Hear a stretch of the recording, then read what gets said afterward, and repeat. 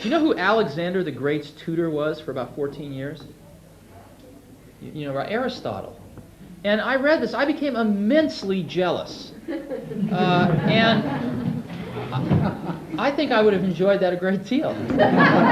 And through the miracle of the printed page, I can at least read what Aristotle wrote without an intermediary.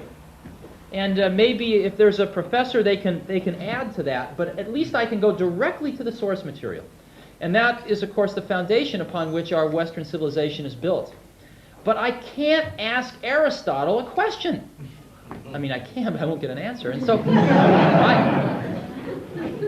my hope is that in our lifetimes, we can make a tool of a new kind, of an interactive kind. And when I look at the personal computer, we're, as you know, living in the wake of the last revolution, which was a new source of free energy. And that was the free energy of petrochemicals, right? And it completely transformed society, and we're products of this petrochemical revolution, which is we're still living in the wake of today. We are now entering another revolution of free energy. A Macintosh, as you know, uses less power than a few of those light bulbs, and yet can save us a few hours a day or give us a whole new experience. And it's free intellectual energy. It's crude, very crude, but it's getting more refined year after year after year. And in our lifetimes, it should get very refined. And so my hope is someday, when the next Aristotle is alive, we can capture the underlying world view of that Aristotle in a computer. And someday, some student will be able to not only read the words Aristotle wrote, but ask Aristotle a question and get an answer.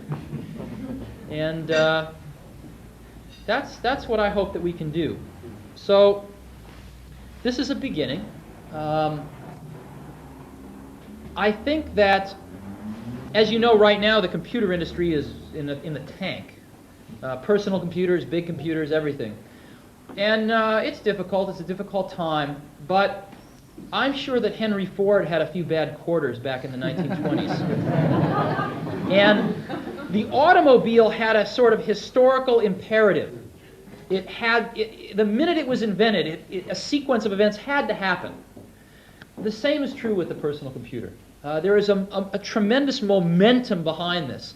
And I think that this year may be a delay. This year we may look back and say, well, 1985 was a slow year. But there is such momentum behind this that it will happen. It will permeate and change forever our educational processes. And my hope, again, is that not too many generations of students will pass through before this happens. It will happen within 20 years. It probably will happen within 10 years. But it could happen within 5 years.